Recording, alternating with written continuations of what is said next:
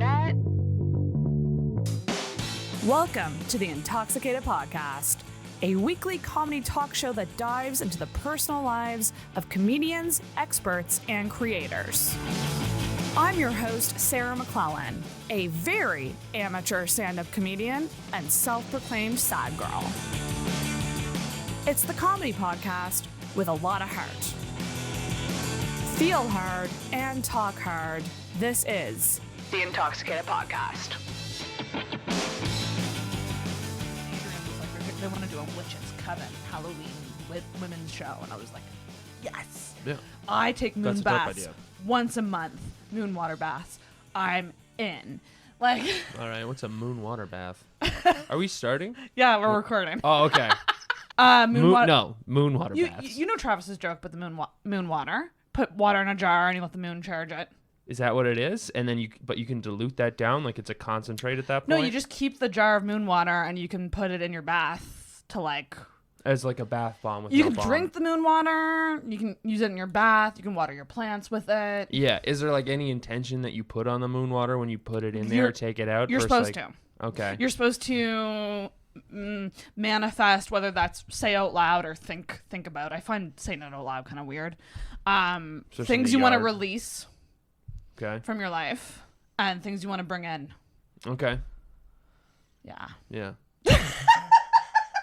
I'm for it. If you like it, placebos work. I'm for it. But That's my thing. I just that's go. fucking dumb. I go. It's. I just go. It's dumb. Yeah. But why not? Oh, yeah. 100%. I'm for it. But yeah, I don't know. You wouldn't catch me doing it. Biologic is like what like oceans and like lakes and stuff, you know? They're soaked in the moon. That's what Travis's whole thing is. Because it's the obvious point. He's not that good. It's the first thing. Oh my god, there's another thing that my friend pitched to me to do, which was like, you got to put your menstrual blood back into the earth every month. Yeah. So How like do you do put that? it like just out like I guess where trees are growing or like in the dirt. But I just go like I'm like a cloddy bitch, so I feel like if someone walked by that, they would just go, "What died here?" That's fine. And you know what? Something did die. Yes. Yeah. An egg. An egg died. So this is obviously like, but this is a diva cup scenario, right? You're not like This is you're what not everyone's like throwing loose tampons apparently, in the woods. well, You're free bleeding. not everyone uses Diva Cup. I've never used a Diva Cup. I'm using all the words I know right now. There's Diva Cups, tampons. That's really about it. Pads Pads. for light days. And then there's period underwear. What are they specific or just a pair? You're like, fuck these. guys. There's period underwear that it just soaks up your. It's just like a pad in period form. Yeah. And now they're How do you saying, clean that? Apparently just in the wash. Just Fine. like you would clean everything else. Yeah, with the whites or with the colors? What do you That seems terrifying. Just to throw a bunch of loose blood into any washing machine. Oh my god. You have shared laundry here. You can't be doing that. I'm trying to work on a joke where it's like, yeah, the period underwear that they're now coming out saying you can also pee in it. Like, This is depends at this like, point. yeah, who would buy that, right? Yeah. You can also pee in it. Like, what a crazy thing to buy! I can't. Why? Have you ever been in a position where like, oh my god, I wish I could just piss in my underwear? No, right but now? I have sneezed and stuff has That's come a thing out. that's happened. Yeah, well, not that I would know, but I've heard of this happening before. It doesn't. I don't think it really happens for guys. Is it a woman thing? I think so. I mean, is it an older woman thing? Because this is something I've only experienced in the last couple of years. You'd be surprised how little I talk to young women about their vaginas, let alone old women. Yeah, I don't know. I've heard, and there's it's a bit where comics will be like, "Oh, I just peed myself a little bit." I know my mom couldn't bounce on the trampoline for a very long time before she had to get off. But I don't know. I just know that I've lost control of it every now and then, and they would come in handy. Like, well, I guess concerts aren't really a thing anymore. But like, you know, when you're at a concert and you're up front, you don't want to leave because, like, if you could just pee in your pants, and that would be great. Yeah, or if you're wearing a skirt, just let it happen. Let it just drip down. Just go down, or just I don't know. In my brain, you could push real hard and it would shoot straight. Oh, it's tough though. I gotta say, peeing Yeah. as a lady is is What tough. about one of them like the urinal things, like a...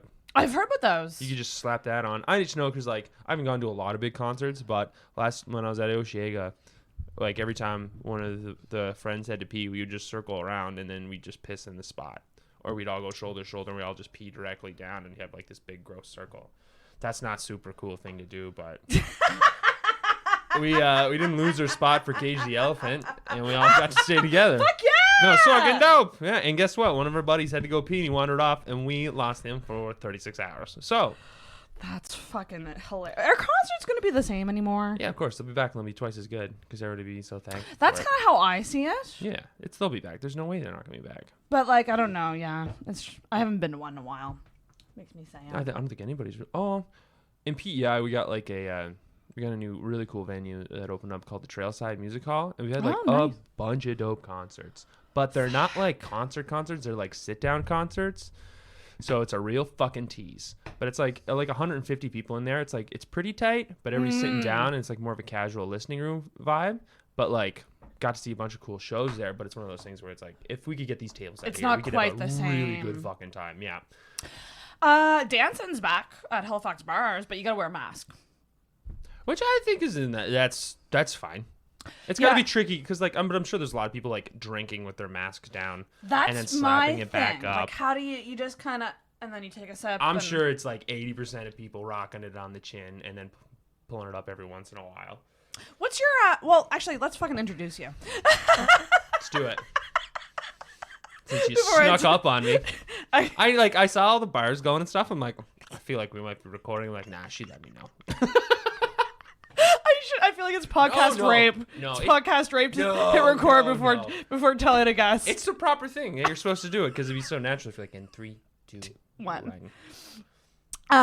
Oh my gosh, I'm wildly excited for this. This was an unexpected surprise, but a welcomed one. I am here with hilarious stand-up comedian Dan Hendricken. Hello, everyone. Thank you for having me, Sarah. I was also Really going to say you're appreciate it. one half of one of my favorite couples. You and Yeah. Claire. Yeah. I should clarify. You- It's him and Claire, Yeah. not him and Travis. You Although like that's my- you also like- a great couple. That's what I was gonna say. I was like, me and Travis. I'm like, what? I don't know. I mean, we are wearing Boys Club t-shirts. It's wildly appropriate. Yeah. I date a lady named Claire, and she's a comedian. And you guys are gonna come on as a couple at some point. Yeah, that's what. That'd be so fun. That was her plan for sure, and I'm definitely down for that. But I was just thinking, because like, when I came over to PEI from Friday, I was like downloading a bunch of podcasts, and I saw you and Foisey did one. I was like, fuck yeah, this is it. That killed me. This will get me halfway. And then I was like, oh, I'm promoting my album, Friend Daddy. God damn it. I've listened to it twice. I can't remember the name. I love Foisey. And then I love Foisey I was too. like, oh, fuck, I have an album coming out. And I was like, fuck yeah, let's do this. And I was gonna tell you, this can come out actually. You said when does it come out? November 5th. I can actually plan to release this on That'd be November dope. 5th, if you're cool with that. Yeah, I would be pro that. Because the thing was, I'm back on this weekly grind, and it's so fun, but Yeah. like it is a lot to keep up with. And Oh, fuck yeah. I was gonna record a podcast on Monday night for this Friday coming. Yeah. And then I was like, oh, we'll do Dan's on Friday. And then I go, no, I'll just save Dan's for when his album. Because, like, I don't want to tell people an album comes out in a couple weeks. Yeah, 'cause download you'll it. just forget, I'd hopefully. rather say it's out now. Yeah. It's yeah. out today. I even like with albums that I know are coming out, I get so lazy about it. Like I have to know that exact second where I can like have this playing on Spotify and then go just to another page on Spotify and find it, or I'll never do it. Right? Just a lazy shit. We're all lazy, though. But there's a lot. We're not. You have. I was gonna say you have a full-time job. I just sighed You do because stand up. I was thinking about that today, like, because I've had a busy couple, like I don't know, a month or two where I've been very busy, but I'm like doing stand up, producing shows, and working full time. But I was like, Jesus Christ, Sarah works. You still work full time? Monday to Friday. Yeah, till you 5. do this, which is way more time consuming than Yeah. stand up, and Yeah. now you're gonna start producing a show at the Growwood. It's monthly, though, so it's not. It's, You'd be surprised. It'll be fine. It's monthly. You have no fucking idea what a pain in the ass that's gonna be. It's gonna be dope. It's gonna be awesome. First show was dope. Yeah, First show went really good. and it's in front of kids, so remember to say dope. They love Dope. that. Gen Z says dope, but yeah, you're gonna be fucking slammed. I used to say, Honestly, Dan, my dream is to do a weekly mic that's a late night mic that starts at 9:30 or 10. That's my dream. A late night open mic on like a weekend. Opie mic, like but show imagine up, go up, or but imagine being able to do Yucks or like go see Yucks and then go and hop on an open mic and on a Saturday or Friday. Every comedian doing Yucks, like you would just have a free headliner essentially. That's my dream. Yeah, I think it would work for sure. And Halifax is such like a late night town that like students like and younger people, especially students that'll be like, oh, we're going out at 8. He's like, no, fuck that. I'm not going at 8. Has to be a weekend, though. Has to be a weekend. Oh, big time. It's probably even Saturday if you're going to go late. Friday or Saturday. Yeah. That's kind of my dream. But yeah, producing shows is a little bit taxing. I would say out of those 3 things, it's the least taxing, to be honest. Yeah. Out of stand-up, well. But like monthly show, like I'm doing like a lot of just independent producing comedy shows because like there's nothing PEI. So if you want to do something, you got to do it yourself for the most part. There's a couple great producers like Tanya Nicole's fucking killing it over there. Yes, Tanya. I love Tanya. Killing it. She's the best. I'm so happy and proud of her. Mm-hmm. But like, yes, but every other show you need to do yourself. And it's like so much work. And I find it so much more stressful. It's than stressful. even doing stand-up than like trying to promote a show, getting people to come to these shows. And like, what if they don't? You know what I mean? Like, yeah, because you got to worry about promotion. You got to worry about if you pick the right people for the lineup. You got to worry about, if I didn't pick someone, are they going to feel shitty?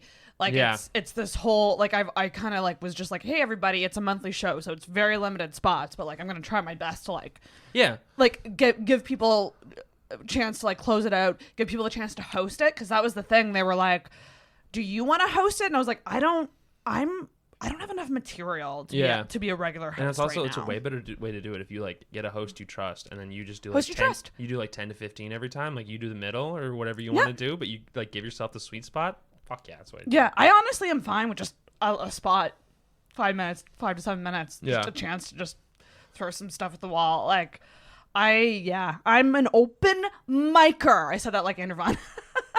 very sassy. Very sassy. But that's the thing. He's a sassy boy. I want to be shitty. Like, I just want to embrace being new and shitty right now, because that's what it is. Yeah.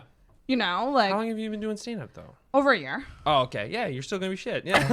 I don't know why in my brain. I thought you've been doing it longer. It's because I've been around for longer. True. At shows and shit. That is true.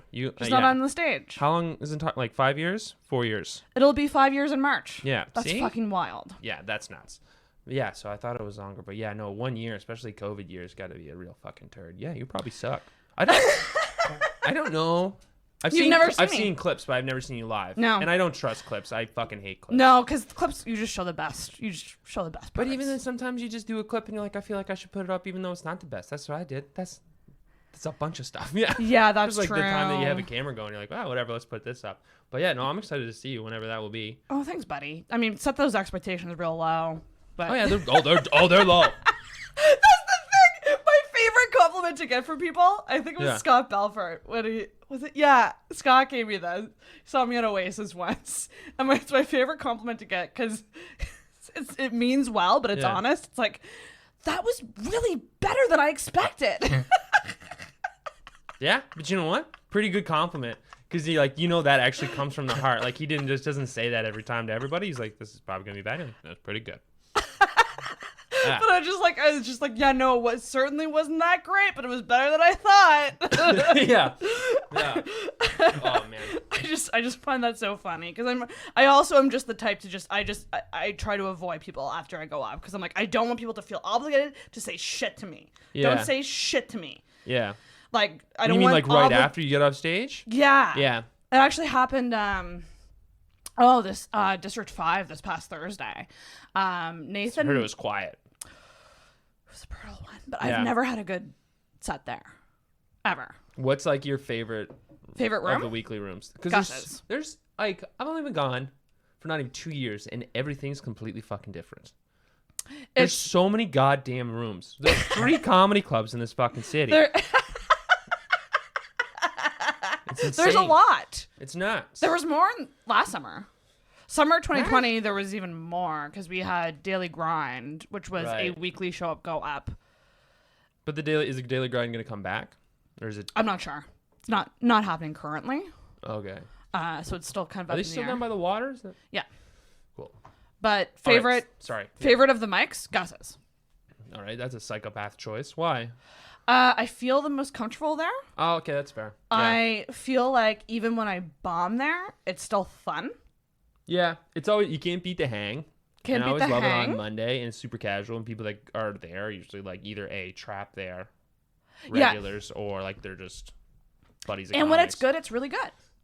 You can't beat, like, I think it was, I don't know if it might have been you or Martin posted a picture of Gus's and it was packed, and I was like, oh fuck, like the packed Gus's is the best. Like, yeah, oh, God damn. And it's just a special place for me because that's kind of where I start going open like comedy and like. Yeah.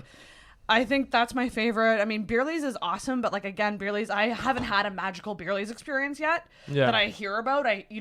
This past Wednesday apparently was amazing because it was packed and there was a bunch of pros on and everyone did great. So everyone was just playing off that good energy. Yeah. But most times that I've done Beerley's, it's just been like I've heard laughter like in the back. Yeah. Like I've heard the people like up top giggle. Yeah. I can count the amount of times I've had like really good sets at Beerley's through the first 6 years. Like, it was a lot of work. It's a tough one, but it's just I think Beerley's and Gus's are both those tougher rooms, but they're rooms that you work in. Oh yeah, but they're still the best. You work. You're going to work. Yeah, if I could go to any, like, if I could only go to one mic in Halifax ever, it'd be like Beerley's. Yeah. Just because it's Right. always fun. Yeah. Even when it's bad. And then, are they still doing karaoke afterwards? Karaoke just came back. Fuck yeah. And then like the old karaoke hang after that, getting Yeah. shit-faced. That was great. Yeah. I loved it. Yeah. Yeah. So you have a new album. So, okay. Yes. Tell me all about this. When was this recorded? This was recorded in April 20 of this year? of this year. Yeah. What year is this? This is 2021. I thought it was 2021. No, Isn't it- no. Isn't it wild how Yeah. Well, this confusing time is it's right confusing now? and also I'm an idiot. But yeah, so it was recorded at the Trailside Music Hall, which is that spot I was talking about earlier. It's fucking dope. It's beautiful. It's like, we're so spoiled on PEI to have it. It was recorded over there. Me and Claire both did 2 nights. Our buddy Brad Duran opened for us. And then kind of spliced together 2 shows to kind of make one show. And I'll be honest, it's 98% one show. Like my first show, it was like meh at best. And then the Thursday show, I was like, if I don't fucking destroy this whole thing's a write-off. You Like, got to I'm do fucked. multiple shows, eh? Like that's yeah. kind of like the best way to do an album. I Do multiple think so. shows. Yeah, like even if you do what I did, like you just pretty much use one show. It just gives you a little bit of a safety blanket because like who the fuck knows what's gonna happen? Like I'd really like to do like for my next one, I'd like to do at least 2 or 3. I think. Yeah. Just get like a weekend somewheres and just pound out a bunch of shows. I mean, that'd be amazing. And Yeah. you chose to do it with Claire, so you guys both decided Well, like it was time for you both to do an album. Claire wanted to do an album before shit hit the fan. Like she was ready to go. And then I had no real hard plans. It's something I wanted to do. So then Claire's signed with Comedy Records, like the comedy label at Toronto, Barry Taylor. And then so they were talking about doing it. And then just one day we were talking about it. And then Barry just happened to mention to Claire's like, oh, if Dan wanted to record an album, we could do it at the same time. So like I was like, oh fuck yeah, I'm game. So I didn't have to do anything. Like the Comedy Records took care of everything, which is like a huge fucking treat. That's wicked. Yeah, because like that they're the same people who did Jordan's album and stuff. Like they're Nice. fucking legit. Like, Oh, perfect. So that was a huge compliment for me that I was like, oh yeah, no, I'll do it. So yeah, it's coming out November 5th. It's called Last Call.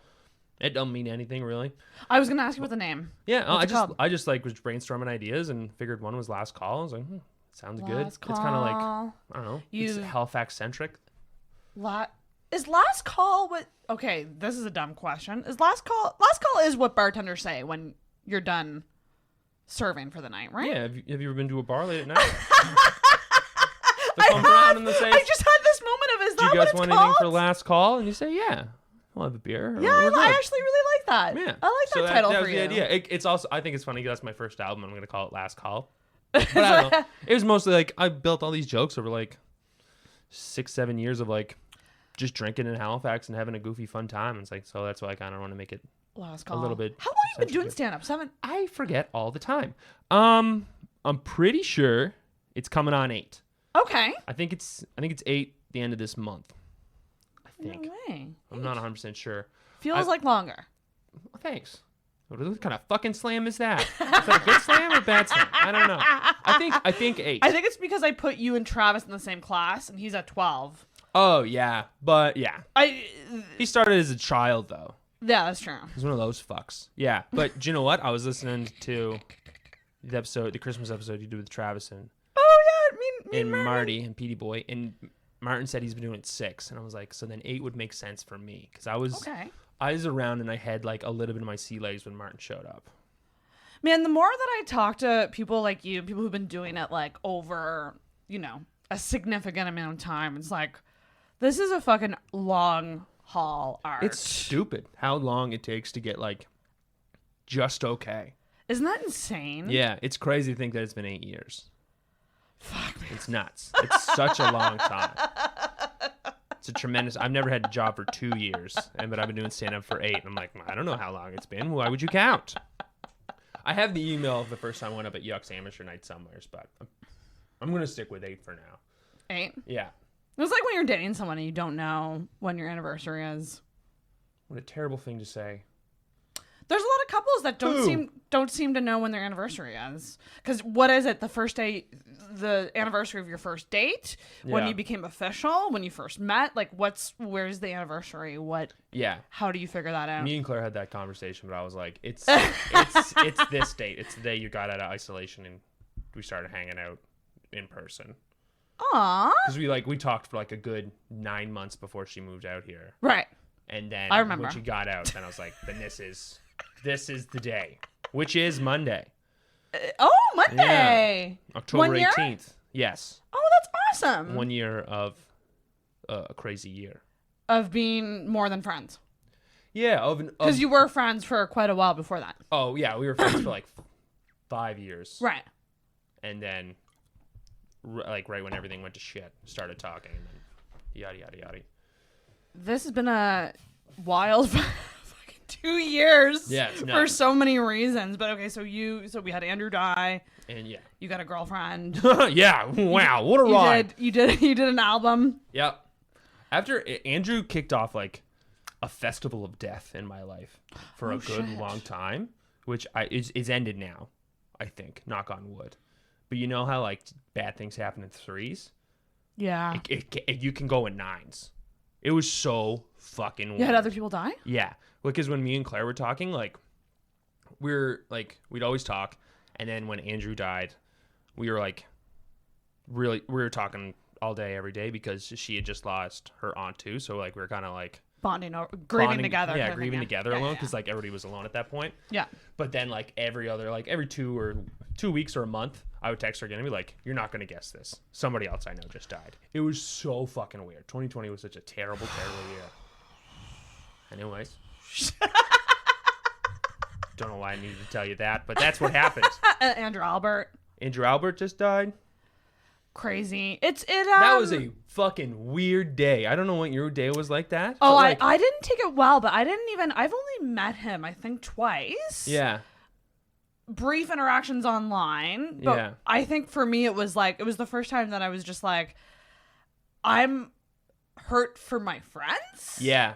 Yeah, definitely. Because like he was such a huge part of Canadian comedy, and especially Halifax, because he lived out here for such a long time that like he was like a local guy for years. He just moved actually when I got going, but like we were like by no means were we tight, but we were buddies for sure.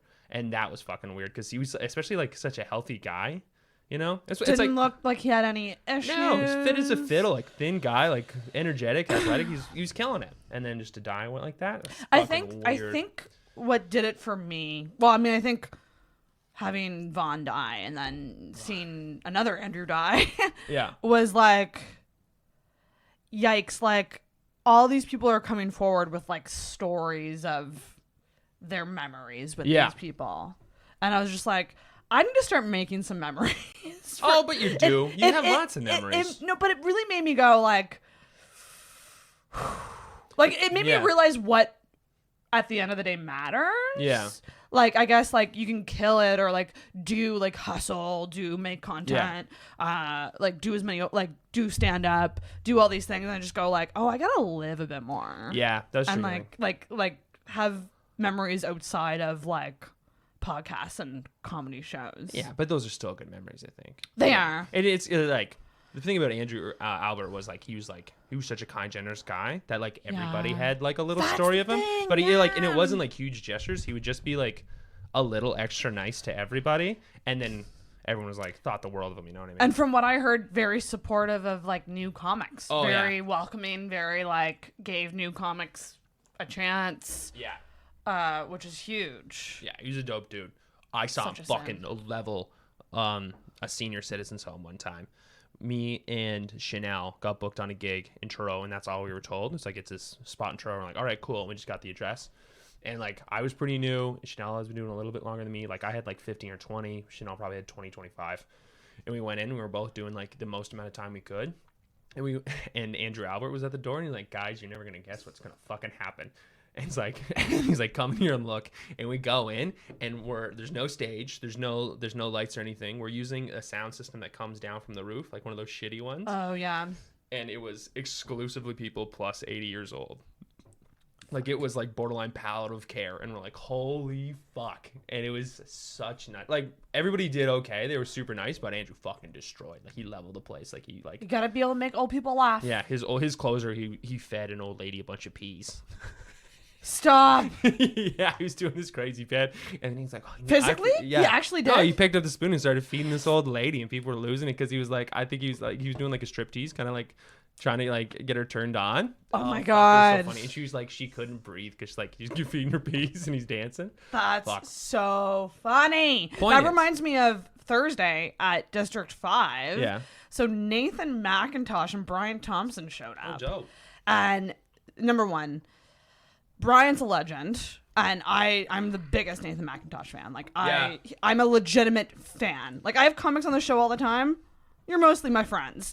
Oh yeah, totally. Yeah. You're my friends, and I also like your comedy. But like with him, I'm a fan. Yeah. And But I Nathan literally, McIntosh is like a local boy who's like, oh, if you really, really want to do it, you know what I mean? You can do it. You know, it's like, it's one thing. It's one thing you can make it a good amount of money in Halifax if you're hustling stuff. But like, oh, like Nathan McIntosh is like on Jimmy Fallon and shit. And you're like, oh, okay. All right. and then cool, here cool. he is at an open mic in Halifax, just Yeah. wanting to try some stuff. But when I saw them both, I just went, like I literally Clutched her because I was like, pearls. fuck, I gotta do a set in front of these guys. Yeah.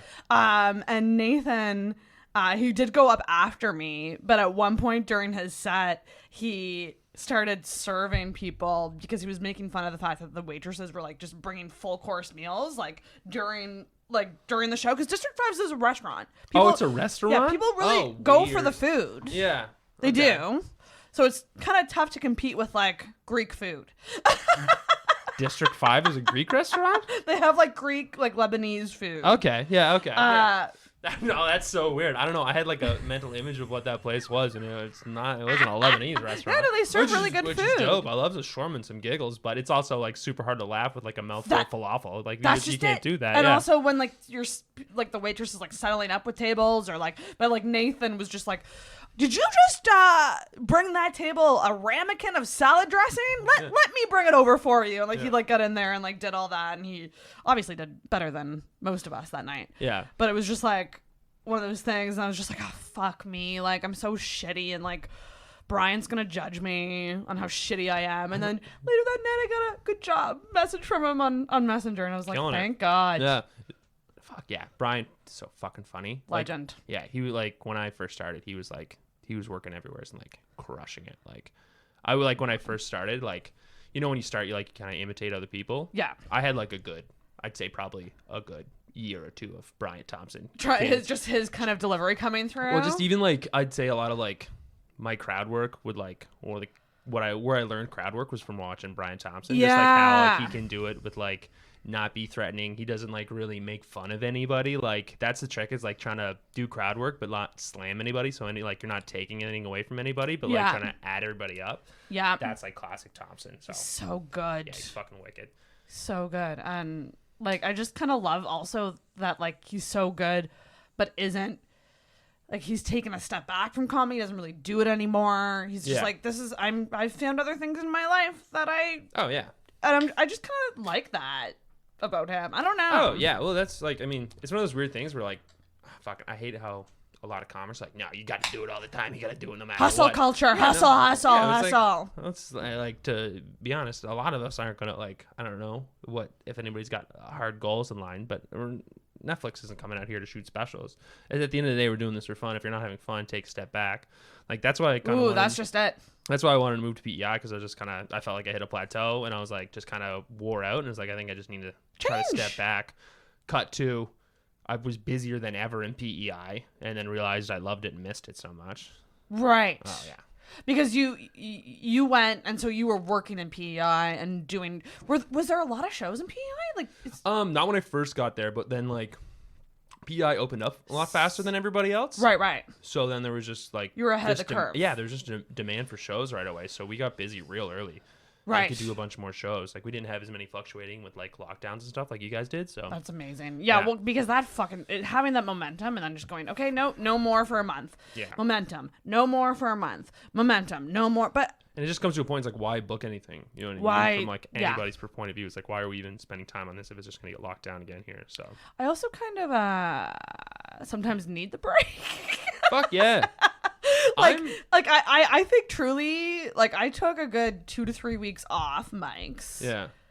One of the best things I ever did. Because, like, I came back and I was so much looser when I got back on. And then, like, people were saying, like, you're looser up there. I was like, oh, it's because I don't care anymore. Yeah. I had no more stress. That's why. Did you do SERP? For a little bit, yeah. Yeah. Oh, I'm so. I was fucking mostly on EI. EI. Or like, I'm just envious of everybody who like didn't work, because like I got like busier at my day job, like a lot. That's the case for a lot of people, yeah. Because like when I was like brewing or whatever, like people wanted beer more, and then we had to like deliver it all the time. So like worked, and it was super cool. It was great to have a job.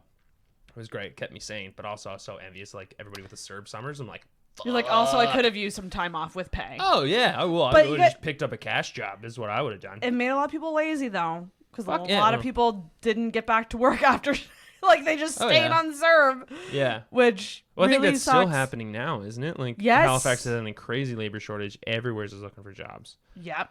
But I don't know when that ends. I hope it's, like, in a couple months. I think it ends soon. Yeah? My thing is like, money aside, I'm just like, I don't like being bored. I actually like working. I like having a reason to fucking wake up. Like, oh, yeah, for sure. Like, I don't know. I definitely would have went nuts and I would have had to, like, find a job or something like that. But just, like, from the outside, it was, fucking good. But, yeah, I hope the labor shortage works for a little bit longer.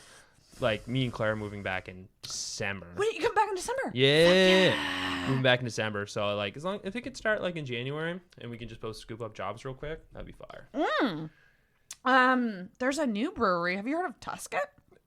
Oh, yeah. They just opened a tap room. They're from Yarmouth. They have a place on Gottingen. Yeah. I know someone who works there if you want a connection. Ooh, okay. I feel like, I have enough experience in brewing that. Like, you're like, I can just walk in and they'll hire me. Hi, I've been working in the brewing industry for 6 years and I can do everything. Please let me do something. Yeah. There's a cool brewery in Antigonish called Candid Brewing.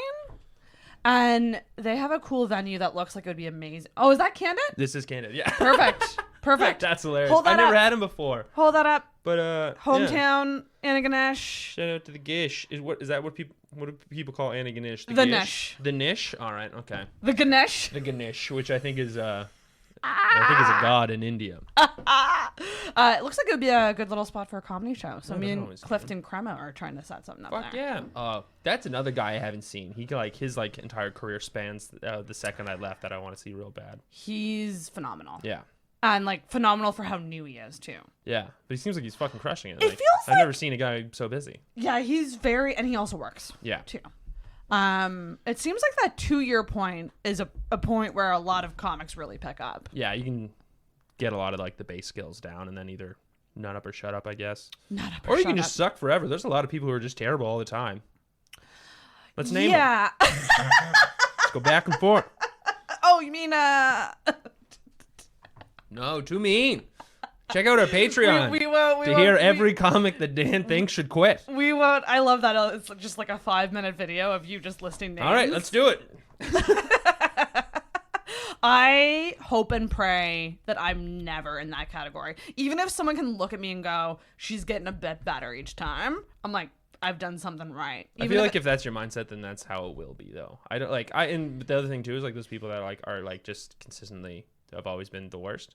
I feel like they just do it for fun or for the social aspect. Maybe they're not the actually, attention. Yeah, exactly. Or not even the attention. Just like they like to do it and like fuck yeah, do what you love. Do what you love. I mean, You don't have to be good at what you love. Yeah, if you like bombing, If you love eating dicks, bomb away. yeah, you'll get a spot once a month at Gus's, and you can do it. You can eat dicks for everybody. Oh my gosh, Dan, I have segments on this podcast now. Yes, you do.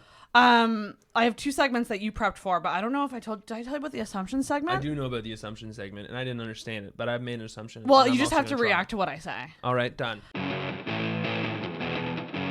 Don't punch me in the face. Ow. Which is like, I'm going to tell you what I assume about you based on what I know. And this is... I know what an assumption is. I've been sucking at this segment lately. And I don't know if it's because the people I have on, I either don't know well enough or I know too well. Yeah, well, you called Jordan Foisey chill. Chill. You're like, I assume something about you. And then Jordan is like, ready? And then he's like, you're chill. And you're like, I know, I suck. okay. What else was I supposed to... I'm talking... Yeah, he's a chill dude. What would you assume about Jordan? I don't... first thing, I think he's bad at pool. If he picked up a pool cue, I'd be like, I'll fucking smoke you. And I'm not even good. I feel like my assumption for you is also equally as lame. Oh, okay, shit. Because I don't... There's a couple. Okay. Can I hit you with mine that I assumed about you? Yes. Yeah. Well, you said something at Yucks that was funny. You were like, everything I've ever assumed about you has always been true. Yeah. Well, do you ever... Like, you know when you assume something about somebody and then it shows up and you're like... Yes, I fucking knew it. It's not the right thing to do. This isn't even a good one. I was like, because I was listening to the podcast, like, what are my assumptions about Sarah? And then the first thing that came to mind is like, I feel like you like Burger King. I don't actually. Okay, good to know. Well, yeah. I don't know if I have an opinion one way or another because I just haven't eaten enough of it. Are you a fast food person? Yes. What's your go-to? I mean, it's got to be McDonald's. Yeah. But I do love some Taco Bell. Yeah. Taco Bell's pretty dope. I'm a Wendy's guy through and through. I like Wendy's when I have the chance, but I don't get the chance a lot. Yeah, they're not around, so I gotta settle for McDonald's all the time. McDonald's is probably my go-to, but I like a chicken strip basket from Dairy Queen. Some real fucked up shit eating hot food from Dairy Queen. I'm like, what? I'm for it. Wait, what? I'm for it, but that's such a weird move. They have good burgers. I get like a craving for one of their burgers like once every 2 years, and I go, and I'm always like, see you in 24 months, Dairy. Like, it's always shit. I disagree. I love the chicken strip basket. You love their burgers, and then you eat the chicken strips. Well, I've heard. I'm not huge into burgers. Okay. Hot take. I know it's Halifax Burger Week right now. Fuck Burger Week, by the way. Fuck Burger Week. Okay, that funny story about Burger Week before I get to my assumption about you. It's not a rant or an unpopular opinion. That's just fact. A group of us went to the local last year to get the Andrew Vaughn burger. Why was it at the local? I have no idea. He hated that far. I think that one of the guys who worked there must have known him or something. Oh yeah. But like it was also cool to like Andrew there for a hot minute. Okay. He was dead. What? Hey, like, are you gonna go to his fucking show every Monday? No, I'll name a burger after him though when he's dead. It's cool to like the guy when he's dead. It wasn't cool to like him when he was here. Wasn't alive to criticize his own burger. They ever put up with him? A group of us went to get this burger. That's very cute. And they go, "Oh, we're not serving it tonight." Why?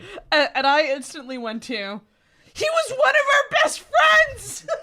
That's so weird. To try to get. Did they have an explanation why they weren't doing it? Apparently, they had like a guest chef that night or something that was doing like a pop-up in Burger menu. Week. It's for in the 7 middle days. of Burger Week. Did you guys walk out or you eat? I never got to try the Andrew Vaughn burger. All right. So I have no idea how it was. This is another reason. Actually, I love the local, but that's stupid. I enjoy the local too. Yeah, it's a great bar. Okay, here's my assumption about you. Hit me. You roast the people you love, but you also roast the people you hate. Yeah, I do. Everybody gets roasted. Because I initially thought, I love getting roasted by you. Because every time you zing me, I love it. I don't know why. Yeah. But I always go that's like a comfort level thing with comics. If you're comfortable with a comic, you roast them. But I feel like you're also someone who will easily zing, even if you don't. Yeah, it's something you'll that like zing everyone. Now I feel like complicated with because like I don't know, just trying to be a better person overall. But like, it comes back every time. I can't stop it, and it's one of those things that I genuinely like. I always say like, oh, I'm sorry, man. I only tease you because I like you, kind of thing. I do it to people I don't like. I just tell them I like them, and that's maybe the deepest thing of all. Oh, you just tell them. No, I wouldn't tell them I don't like them, but I just make you fun of them, and I just be like, oh, no, man, I just goofing around, just having fun. But like sometimes I'm serious. Right. Yeah. It comes off as, well, yeah, if you're roasting everyone, no one really knows where they stand with you. You just get everybody. Isn't that fun? Like, that one was true. Yeah. Isn't that fun to not know where you stand with someone? Yeah, no, but that's the great thing about being a comedian. Is like you just get away with so much shit. Like, oh man, we're having birthday drinks at my buddy's parents' house. They're just in the backyard. His folks got a cool backyard, and like they all know I'm a comedian, so I can just do whatever I want. And his dad's like this tough biker guy, and I just kept calling his mom a horny old slut.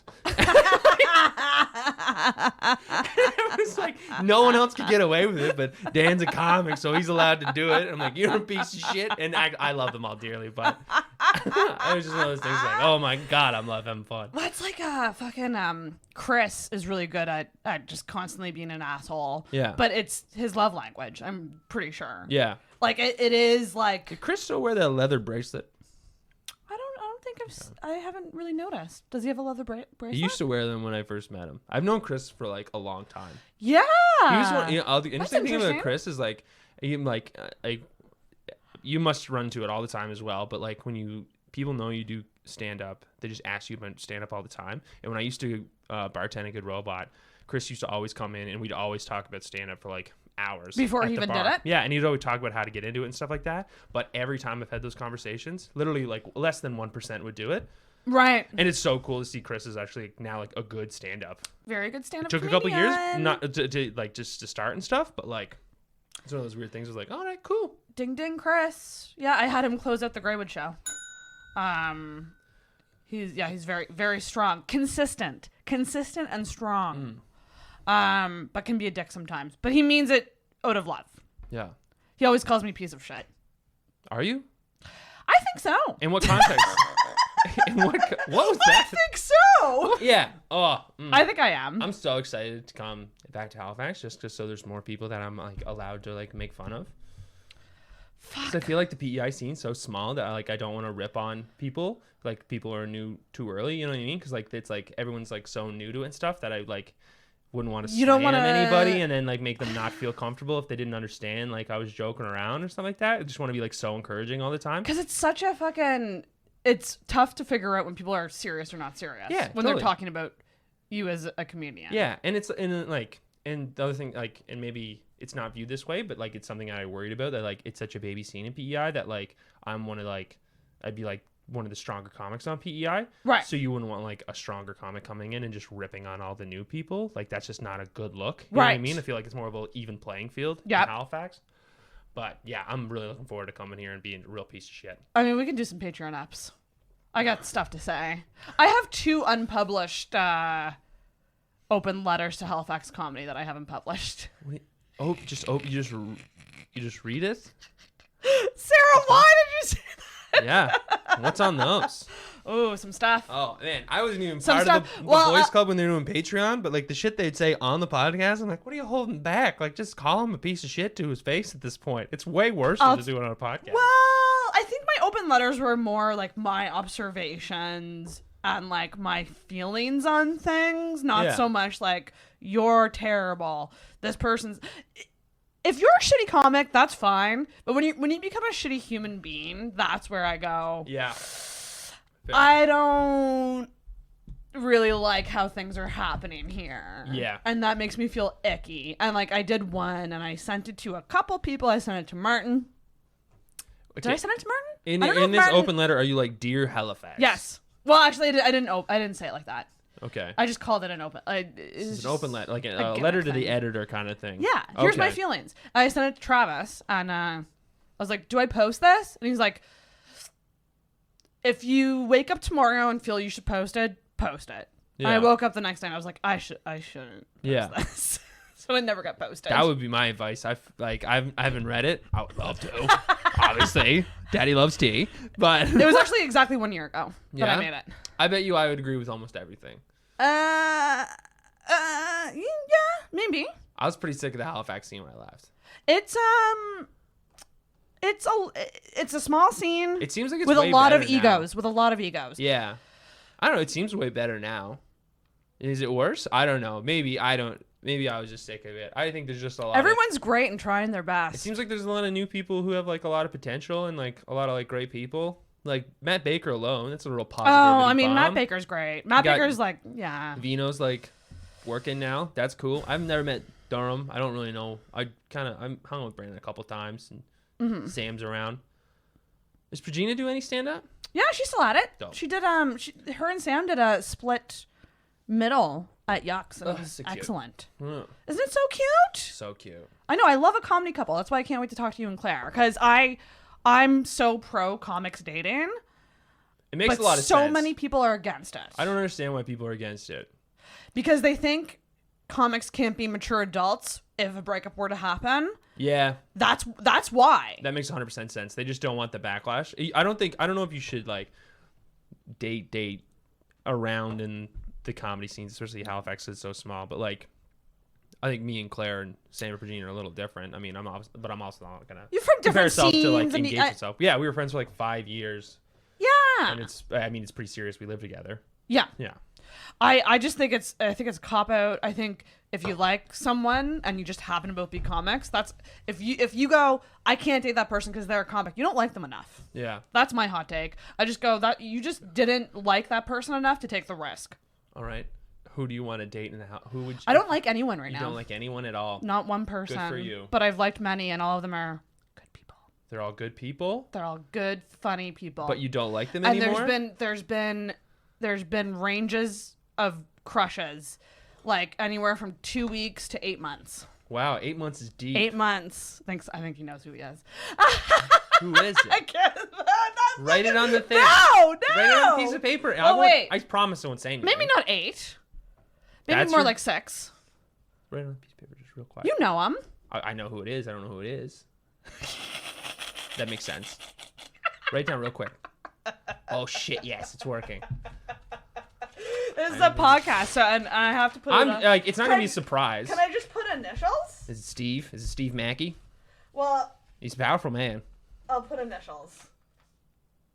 Oh, okay. Yeah. Why wouldn't you? Yeah, of course. Yeah. But that's all good and fine. Yeah, of but it course. was Yeah, a period of my life that I had feelings. Hey, who wasn't there? We were all there for a time. But it's just funny to me because I just go, oh yeah, now there's literally nothing. Now they're like all brothers to me. Yeah, all gross brothers. They're all gross brothers, Yeah. and they all have their matches. And I just go, that wasn't me, and that's fine. Good for you guys. Yeah. You know? Yeah. But I also go, how do people expect me not to like comics when they're like the only men that I hang out with? Oh, 100%. The only people you hang with them every night of the week. Like even if you like were trying to date, at best you see someone like once or twice a week, unless it's like you immediately go into codependency. Yeah. Like you're gonna like have crushes on other people. It's gonna happen, and everyone.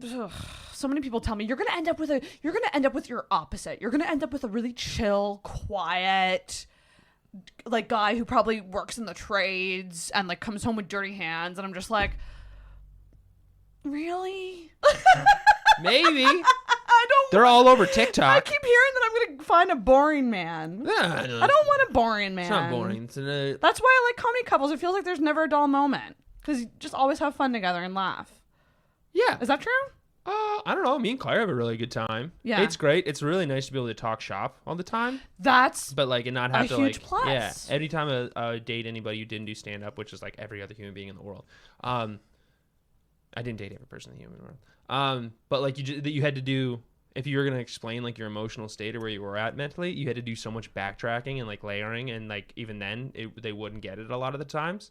Right. First now with like Claire, like we talked on the phone and just like fucking both ran through our shows and our sets and just kind of like nailed it all out real quick. And Right. and also if you come home and I was like tired, I'm like, I need to write for a And while. she She's gets like, it. oh, I totally get it. Yeah, go ahead. Yeah. She gets the pre-show mode, the post-show mode. Yeah. When to step in, when to step back.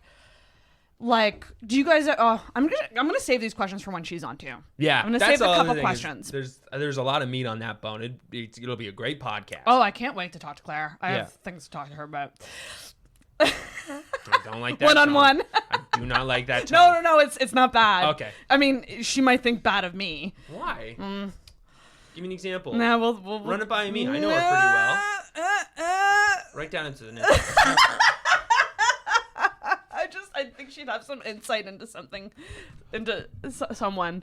What? Yeah. You don't. Now you have to tell me. I know I did the thing that I hate. I don't care. I fucking hate when people do that. Where they what? hint at something and then Oh they, yeah, and it then, drives me at the wall. and then I struggled with it a lot. I was so fucking nosy as a kid. If somebody hinted at something and then I wasn't made aware of it instantly, I would have like full on rage scenes. I fucking hate that. I would think just it's- have tantrums to the point where I'd either get the information or I would never speak to that person again. I'm gotten a lot better with it, but right now I want to know what the fuck you're talking about so bad. I had a heartbreak with someone she knows quite well. Okay. Like annihilated. Like All right. need to be in therapy annihilated. Yeah. All right. Okay, that's enough for me. It's been is it? Maybe. I don't know. Who the fuck is this? We'll tell Initials, one more time. I will tell. No, I can't do initials. Why not? See, this was the thing. I knew. I was like, as soon as Claire and Dan move here, they're gonna find out because I need to ask her. Does she know? No. Is this a podcast anymore? It's just two friends. She doesn't know? It's two friends trying to have a heart-to-heart about something and then dancing around names. She's good at talking. Is She's she? a smart. Oh yeah. She is great. I love Claire. She's a smart lady. Yeah. I love Claire. She's a lot smarter at that stuff than me. My other assumption about you, Hit me. and it's kind of couple related, but I'd like to hear just your perspective on this, is that the way that you show love in relationships is that you're a big acts of service guy. So are you someone who like will just do little nice things for her, like whether that's Yeah, I would say that's right. I get that Be sense. one of my love languages if you want to be hip. Love language. Yeah, but like it's good because she does the same. So like we both we complement each other a lot. Like I'll do a lot of little things for her, and she does a lot of things for me, and then everything's peachy. You know what I mean? You seem like someone, you don't do grandiose things, but you do a bunch of little things, which is better. I'll do grandiose every once in a while. All right. What's the most grandiose thing? Oh fuck, I don't know. There you go. I probably But done something. I think all the little things are better. It's probably the best Blink-182 song. All the little things. Yeah. I think it's all the small things. But I think those little things matter a bit more than like those. That's a weird assumption to have. I mean, you're right This though. is So how congratulations. I don't know. I think it's just from picking up on like social media and like the things she would post about and like how she gushes over you too. Like she really, you're doing good. I feel like I'm doing pretty good. Yeah, doing that's really fine. sweet. Yeah, it's great. Highly recommend having a successful relationship. But also friendships, though. I feel like you do the same in friendships. No? Yeah, I'm a good bud. For my course you real are. good buds, I'm a good bud. Yeah, that's what it is. Yeah, like my Not top, everyone's in that my top top. clique. I know, but like I'm friends with like a lot of people. But like I got like my top 5 buds that I do anything for kind of thing. Which is like Top 5, like MySpace. top 5 buds. Who would be in your Was it top 5? Was that what they It was called top it? 5 in MySpace. Yeah. Well, who would be in your top 5? In my life right now, Yeah. Name them. top 5 buds, not including Claire, which is the Why Omega. would you not include her? Because she's the Omega bud. She's the best, the Alpha bud, top bud, TB. Oh. It's a whole Because different with rank. her, you have both the friendship foundation and the romantic, and we bang. which, by the way, trumps everything. Exactly, top 5 buds. Yeah. The kid. Travis. Wait, Lindsay. this is going to be good. These are going to be 4 people you don't know. No, name All them right, anyway. fine. Other 4 buds. My boy Spurko. I know of him. Spurko? Or is that Spencer? Yeah. Okay, Yeah, yeah. the guy I did trivia with. Yeah, see, I know things from social media, Dan. Yeah. I don't know these people, but I feel like I know them through you. He got drunk today and he got in my bed. No reason. Tried to FaceTime me when I was a giant tiger. Weird guy. Space Cowboy. Ryan Cheverie. Pat McDonald. Oh, God. I might only have 4 buds. Oh, that's embarrassing. Who's the next best bud? This is like you're naming your groomsmen. Yeah, probably. Yeah. Essentially. In Yeah. that case, I go Spencer Smith. Oh, there you go. I got to keep. How many? Do you do weddings? I know you invited me to a wedding one time, a long time Holy ago. shit, that was so- ages ago. That's so funny. That might have been during my Dan crush. Tried to wedding date me, and I legitimately couldn't go. I felt bad. Point is, What a weird alternate timeline. What would have happened? don't know, And we don't want to know. and we don't want to know. That's so fucking funny. That was probably around the time that we met, probably. When Yeah. you did the 12-hour live stream. Yeah, that was a crazy way to meet someone. Coming around the corner, I just vomited. Hi, Sarah.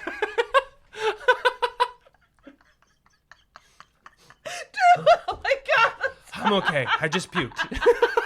All right. Okay. I have meeting you on that stream and meeting Travis on that stream. Oh, yeah. Oh shit. Both of those, Those are wild. me meeting you. Those are wild time. Those big party streams, they're like a lot of fun. I love them. I want to do another one. Yeah. Maybe maybe we'll do another one.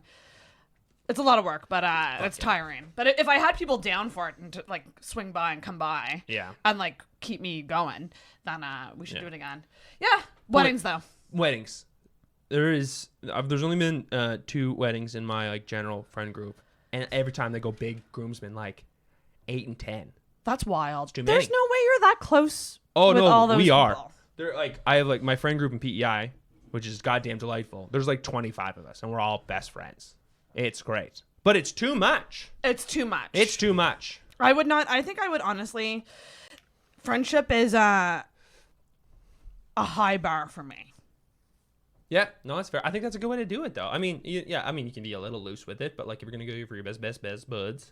People think they're closer to me than I think we're close. So Does that it's make weird. sense? Yeah.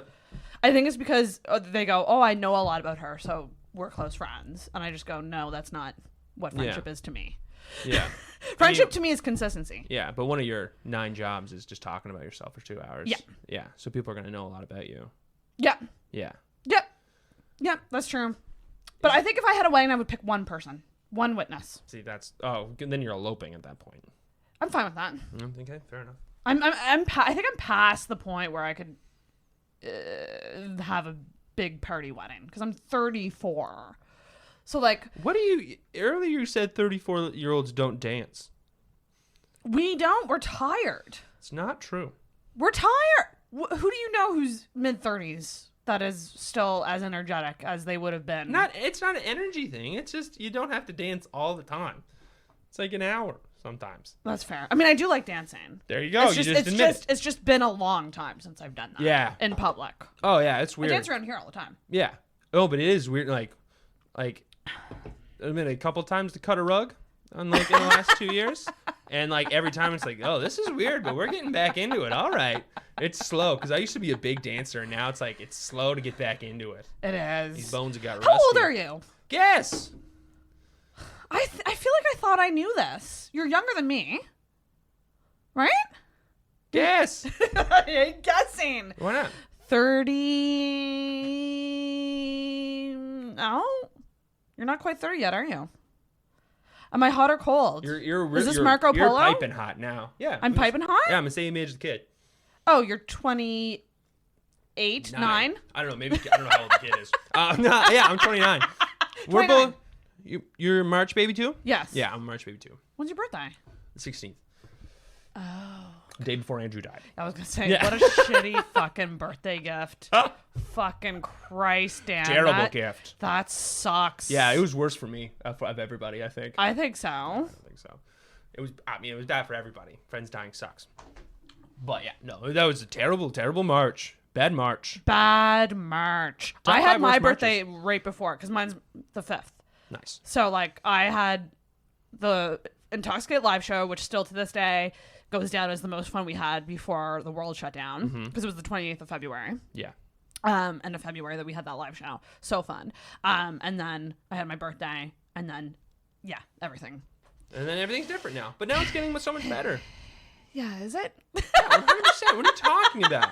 I Clubs think can be at capacity again? I think Dancing's 2021 has been significantly worse than 2020. That is an insane thing to say. Ask Travis about it. He agrees. You know what? In terms of pandemic fatigue. Oh, pandemic fatigue and depression. And like the anti-vax movement is so much more crazier than anything that happened in 2020. Like, yeah, and I also think to think of how far it has to come to get here to now have resistance at this point is like, oh my god. Yeah. And I also think that when it all happened that summer... What's Travis talking about fucking 2021 sucking? The dude's never been better. No, he and I both agree on this. Huh. So when the first lockdown happened... He's living in his grandma's house for the last fucking 6 years. Now he's got a waterfront apartment with a beautiful girlfriend. He's such a dick. He's been a clown. It is the year of the kid, I think. I think what he was referring to was this. So we had a lockdown in April, May. Also, your guys' it was. I think he's more so referring to the lockdown. So the third lockdown for me was the worst one, because the first lockdown we were all Zooming, we were all FaceTiming, we were connected because it was so fucked up. But now no one wants to do that shit anymore. Oh yeah, no, yeah, it's done. No, that'd be an insane thing to do, right? Like no one's playing what's Jackbox? Yeah, Jackbox games. Yeah, me and my friends did it. Like we every Friday night we'd have like a happy hour where it's just like a Zoom, and you just like you do whatever you want. You can hang out and talk, but it's like you just have it on and you can talk to people and hang out. I just play video games and get shit faced. But it was always so weird at the end of the night when you shut off the laptop and then you just hammered alone in your room, right? Just sitting with the dog and the dog's looking at you. And it's you're weird. All right, let's get out of here. It's sad. Yeah. What did you get depressed? Oh yeah, big time. Really? Oh yeah.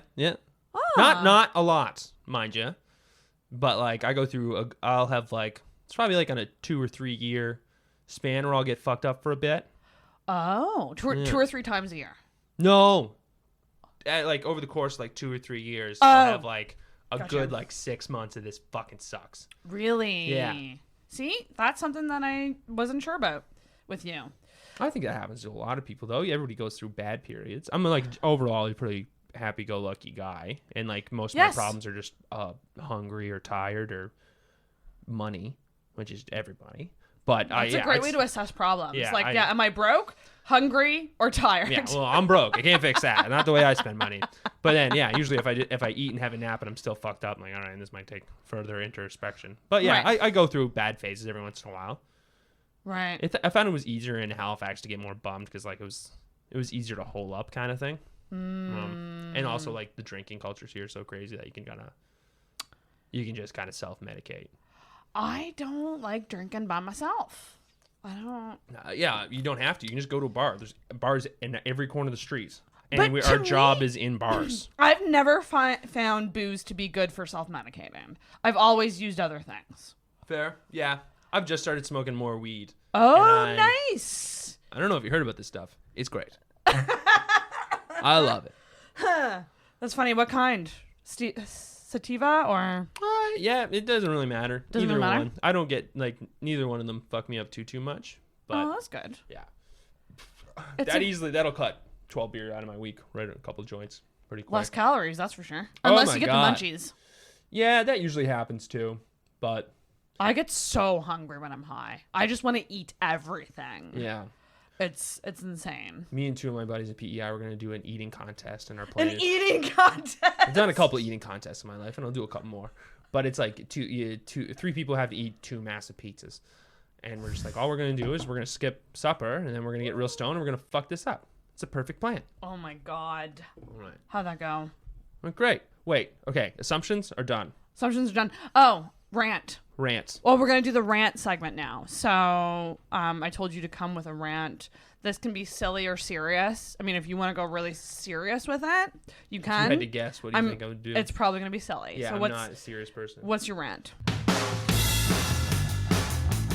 I need to rant. My rant is I truly believe from the bottom of my heart, everyone should go right now on Amazon Prime and watch all of Buffy the Vampire Slayer. It is the greatest show I think I have ever watched. I can't remember a time I've loved a show more in my entire fucking life. I randomly see... You want the bell? Ring the fucking bell. This is a perfect fucking show. 7 seasons of fucking gold. Perfect characters. Excellent storyline. Strong female lead. You Yes! don't know which way it's going to go. Giles is a fucking smoke spot. Xander's... Love Xander. Love early Xander. Love late Xander. The character development of Spike alone is incredible. Angel can suck a dick. I got no time for him. Fuck him. But oh my god, go watch Squid Game. Go watch Buffy the Vampire Slayer. You can thank me later. Holy fuck. Oh, it's so good. I never thought, like, I don't know. I thought it was like, I grew up and I was just an idiot. Like, Did you not watch it at all? No, never. I never seen it in my entire life. And then Claire had it on. She wanted, like, we were watching Ted Lasso, and then she wanted a show she could watch by herself, like when I wasn't around. And then I watched like 2 episodes. I'm like, you don't watch this without me anymore. Like, this is our show now. So now I'm catching up. I'm watching seasons 1 and 2 right now at the same time, but also finishing up season 7 to kind of complete it all, like almost like a Star Wars trilogy essentially. OTP. Binging it all. It's fucking dope. OTP, Buffy and Spike. One true pair. Buffy and Spike. Yeah, it's meant to be, of course. Yeah, I think I need to rewatch it. I fucking loved it when it was on. And so TikTok good. is kind of bringing it back. There's a lot of TikToks about Buffy. I'm not on Buffy talk. I'm on Ted Lasso talk hard though. Ted Lasso is a show I have not watched yet. You should. It's great. Okay, it's really good. Everybody's things. ranting about it, but it's great. It's super good. It's very positive, which is nice. My initial thing was like, I don't watch soccer. I don't want to watch it. But Matt Wright was like, watch it. There's no soccer, and legitimately there is zero soccer. Oh, good. That makes me happy. It's almost hilarious how little soccer there is. There's barely a soccer ball in it. But it's great. It's like it's super positive, and it deals with like mental health for with a lot of people. Yeah, it's okay. great. I love it. It's a great show. It's How Buffy. how do I watch Ted Buffy. Lasso? How do I watch it? You got an iPhone. Yeah. Yeah. Do I have to watch it on my phone? No, but then you got Apple TV. They give it to you for free if you have an iPhone. But you have to watch it on your phone. No, you don't. You cast it onto a TV. Can you? Yeah, put it on Apple a laptop. TV is free? You've got an iPhone. Are you sure? 100%. That's how I got it. No way. You don't have to pay for it? It's free. It's free for a year. My voice keeps going up. No, yeah, it's free. I think it's free for a year if you got a phone. I do love Buffy, and yeah, it's so good. I used to pretend to be a vampire slayer and set up obstacle courses in my backyard. It's good to train. And I would make steaks out of sticks That's in the a little woods. scary. But yeah. The stakes part is like probably right where the line is, although they're easy to I make. literally used to want to be a vampire slayer, and then I thought my neighbors were vampires because they always had the lights on in their house late at night. So I was like, what are they doing? Yeah, Probably growing A to weed. B to C. They're vampires. Yeah, they're vampires. But then, they are. have you ever seen the movie The Burbs? Yeah. With Tom Hanks? That's kind of where I got it too, because their neighbors are vampires. So I combine worlds. Were they? Yeah. I knew they were up to something. I don't remember them being vampires. They were vampires. Okay. Fuck. Yeah. I don't know. I need to rewatch The Burbs. That was a good fucking movie. Just watched Turner and Hooch again. Ooh, baby. Been lucky. Been doing a couple road gigs, staying in hotels, watching a lot of cable TV. You ever watch Hudson and Rex? No. It's trash, but I love it. For whatever reason. Turner and Hooch. No, these are two different things. Okay. Oh, you think I have an aneurysm? There's Turner and Hooch, Yes. which is Tom Hanks. Yeah. And the doggy. Yeah, and that's a French Mastiff. And then Hudson and Rex is a 30-minute crime drama filmed in St. John's, Newfoundland, and that's with John Reardon and a German Shepherd named Rex, and it's hilarious. I love it so much. It's so bad, but it's so good. I feel like you and Norm could have either a show together That's what it is. or a movie together. The reason I love Hudson and Rex is that FX, which is like on every shitty hotel cable network, they play it from 10 to 12 every Saturday morning, and that's exactly when I'm up and hungover and I'm away from my dog. So I just sit in bed hungover and miss my dog and watch this terrible show. It's great. Norm, Sweet baby Normer. I love him. I've never met him, but I love him from afar. He's a curmudgeon of a man. Curmudgeon? Now we're gonna get into. This is different from the rant, and I know that they're like very similar segments, but unpopular opinion is more like a lot of people would disagree with you on what your unpopular opinion is. Do you have one? I do. Don't hate me for this, but it's time for an unpopular opinion.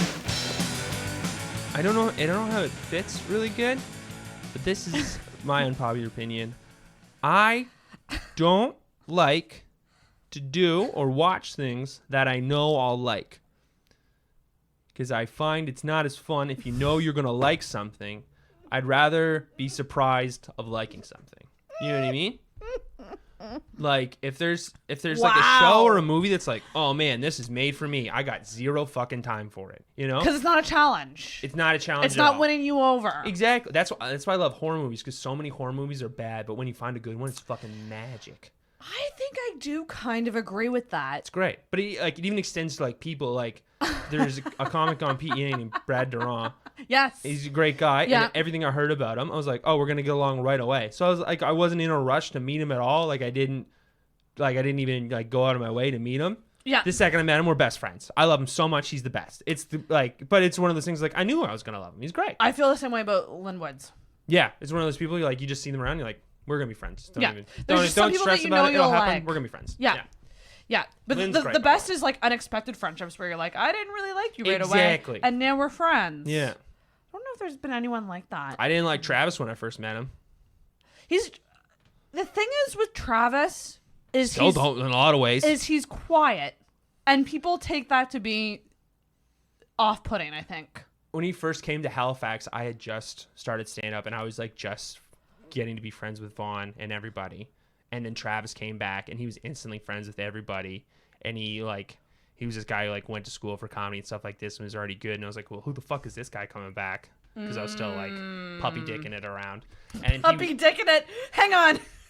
Puppy dicking is when there's like an insecure person and you got a real puppy dick. You know, it's the exact opposite of big dick energy. You got puppy dick energy. The dick of a puppy. Wow. Yeah, but then the kid came back, but then he was also simultaneously depressed because he was back in Halifax, which turned out would be the greatest thing that's ever happened to him. But then that was one of those fun things where I'm like, if you don't like somebody right away, and then you get to know them, and you're like, oh shit, no, we're best friends. It's great. I love that. I feel like Travis and I's friendship really took off after Vaughn died. Oh yeah, a little conjoined sorrow. Yeah. Well, best thing that's ever happened to us. Nothing that a 3-hour podcast can't Exactly. It'll be fine. But I do think people think he is quiet around people when you first meet him. Yeah. He's quiet. Not anymore. He won't shut up. Really? I don't know if that's true. You're in the in crowd, so he talks a lot around you probably. No, you guys are best buds. Yeah, I'm the only comic that's better than him. He understands this. He understands this. Are you though? He understands this. Are you better than him? In a deep way. I don't like. No. Since starting comedy, I don't like talking about who's funnier anymore. Well, it doesn't matter. It's so apparently clear that you don't even have to talk. Like, because there's different kinds of funny. There's different types of crowds or different type of funny, but like there's no like debating it. You just like see it and you're like, well, that person did better than this person, or if like it's whoever it is for that person. You know, like you could go and stand-up comedy competition, right? And the judges could pick, and then every person in the audience thinks one person was better than the other. There's no right or wrong. It's so subjective. Yeah, it's insane. It's a hack premise, but it's always so crazy that people just go to comedy and don't research who they're going to see. Yeah, no, that's true. Such a blind spot in like the culture of it that are like people just like, oh, I like this comedy. It's like, no, everybody's names are printed on the poster for a fucking reason. Like, and it's shitty with like a lot of local stuff that you can't like search them out. Right. Just I wish I had like more videos and stuff like that. So a lot of people don't like that names go on posters for open mics. I don't know. Why? And I think put the names on 100%. Because we're all narcissists who like seeing our names on posters. And you're more likely to share it. Exactly. That's kind of my marketing thinking. for mics. Yeah. That's my thinking of it. What the fuck would you want names on the poster? Because a lot of people think they're open micers, they're new. they shouldn't be like, come out and see me, the star. This, you know what I mean? Like this person who's done it a couple times. You know what I mean? Like that's fair. That's a fair point, but I'm on the other side of it. I didn't tell anybody I was doing stand-up for like the first 6 months because I didn't want my friends coming and then making it swaying the crowd or anything like that, or even worse, them not coming at some point. You know what I mean? Right. So I just kept it quiet. I wouldn't have shared anything like that. But people, yeah, I know. That's how you're gonna get people the mic if you don't have like stupid comics who like invite all their stupid friends. Like, right. Yeah, bring your dumb friends. I don't want to bring my dumb friends though, because I don't like doing. I don't like doing stuff in front of people I know. Yeah, that's fair. But that's also like the problem with like having a scene so small as Halifax is like we're gonna need some buds here half soon.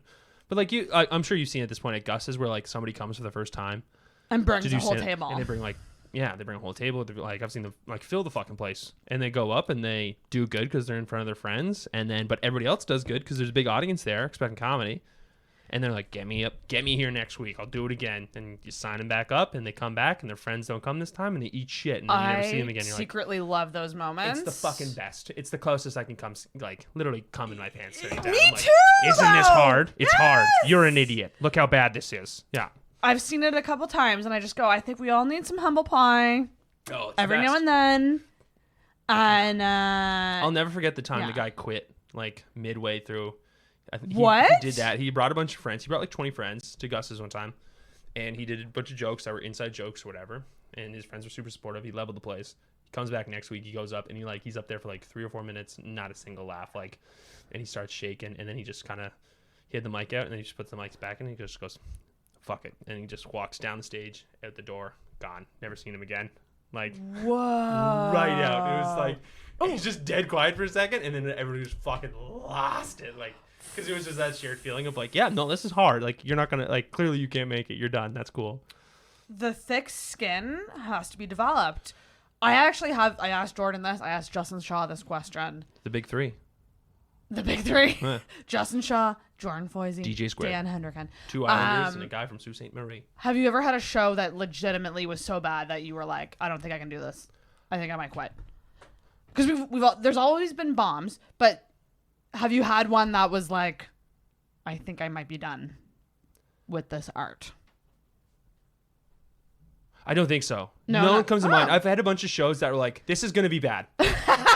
And it is emotionally. Bad. Yeah, like even like 2-3 months ago, like a bar asked me to do a set. I'm like, this isn't like, and I kind of explained like, this isn't gonna work good. And they're like, why? Well, we'd love to have you. Oh, because there was like a busy restaurant. It was super loud. They were serving restaurant. There was no comedy before. Yeah. Guy was playing guitar. He's like, you can come up and do a 30-minute set. I'm like, I don't think this is gonna go well. I will do it because I need the money, but I do not think this is gonna go well. And I just went up and I just talked to literally no one for 30 minutes. Just like Did you do jokes? I didn't. Oh yeah, I just did some jokes and I did some crowd work and stuff to like the 2 or 3 tables that were listening. But like the restaurant was so loud. It was nobody's fault. It was just not set up for comedy. It wasn't set up for comedy, and that's fine. If it's anybody's fault, it's mine for agreeing to it. I should have just said no, but I was like, I'm gonna take that $300. But like, I don't know if it's like. It would have had to be pretty early on if I'm like, this is bad. I might never do it again. I feel like that. I think those first couple of years are like, if someone's gonna quit, they're probably gonna quit in the first couple. Yeah, because I've definitely had like a lot of and there was another corporate gig that I did one time. I think it was with the kid and Andrew, where it was a bunch of construction workers. Oh. And they had an open bar, and they just didn't care. They just didn't want to hear about it. It was like one lady who worked in the office was like, comedy would be great, they'd love it, and they just didn't give a shit. So we just all talked for 20-30 minutes in a loud room with a microphone. Nobody gave a fuck, and then we just got out of there. And it's one of those things. And get paid. Yeah. But I've never done a show where I'm like, I'm not doing this anymore.